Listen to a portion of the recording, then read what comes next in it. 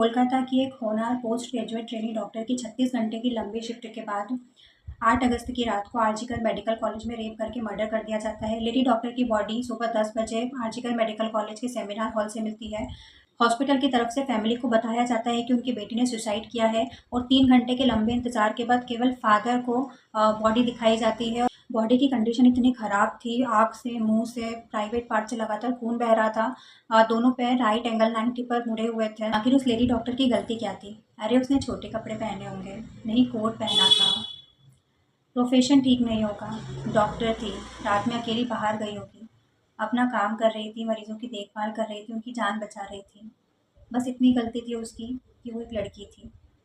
बंगाल जैसा राज्य जहाँ पर दुर्गा पूजा का इतना महत्व है, वहाँ पर देश भर में इसके खिलाफ प्रोटेस्ट चल रहे हैं। कोर्ट ने मामला सीबीआई को सौंप दिया है।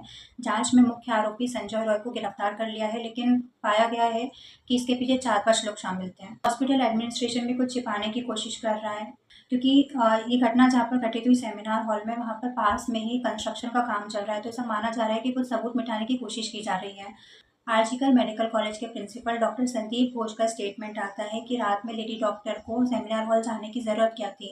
लोगों के इतना गुस्सा, इतना आक्रोश देखने के बाद कॉलेज के प्रिंसिपल डॉक्टर संदीप घोष अपनी पोस्ट से रिज़ाइन कर देते हैं, लेकिन गवर्नमेंट उनका रेजिग्नेशन एक्सेप्ट करने के बजाय उन्हें किसी दूसरे कॉलेज में एज अ प्रिंसिपल अपॉइंट कर देती है। फिर पश्चिम बंगाल की मुख्यमंत्री ममता बनर्जी खुद प्रोटेस्ट करने सड़कों पर उतर जाती है। ये सब ड्रामा किसके लिए? हर साल कोर्ट में कितने रेप केसेस आते हैं, कितने पेंडिंग पड़े रहते हैं, कितनों को सबूतों के अभाव में छोड़ दिया जाता है, कितनों को पनिशमेंट मिलती है। और इतने ही केसेस तो रिपोर्ट ही नहीं किए जाते हैं, क्योंकि आरोपी उसकी जान पहचान का ही कोई अपने आसपास वाला ही कोई सदस्य होता है। लेकिन ये 4 दिन का तमाशा नहीं बनना चाहिए, सोशल मीडिया ट्रेंड की तरह नहीं कि ये ट्रेंड आया फिर कुछ दूसरा ट्रेंड आ गया। आप और नहीं सहन कर सकते। पोस्टमार्टम रिपोर्ट में आया है कि आंखों से कांच के टुकड़े निकले हैं। ट्रेनी डॉक्टर ने आरोपी से बहुत देर तक संघर्ष किया। सिर दीवार पर मारा गया था, गर्दन की हड्डी टूटी हुई थी, प्राइवेट पार्ट, मुंह, सब जगह से खून बह रहा था। आरोपी ने लेडी डॉक्टर के मुंह पर मुक्का मारा, जिसकी उसके चश्मे का कांच टूटकर उसकी आंखों में घुस गया, जबकि मर्डर गला दबाकर किया गया था। जिस तरह का हमारा सिस्टम है ना, अपराधी को कोई डर ही नहीं होता है। उसके इतने पॉलिटिकल कनेक्शंस होते हैं कि उसे लगता है कि मैं तो बच ही जाऊंगा।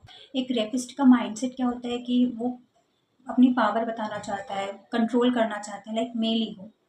हम भी पनिशमेंट की मांग करते हैं, सख्त से सख्त सज़ा होनी चाहिए अपराधी को, लेकिन सिर्फ सज़ा देना ही काफ़ी नहीं है, इसके रूट कॉज तक जाना होगा, उसको ख़त्म करना होगा।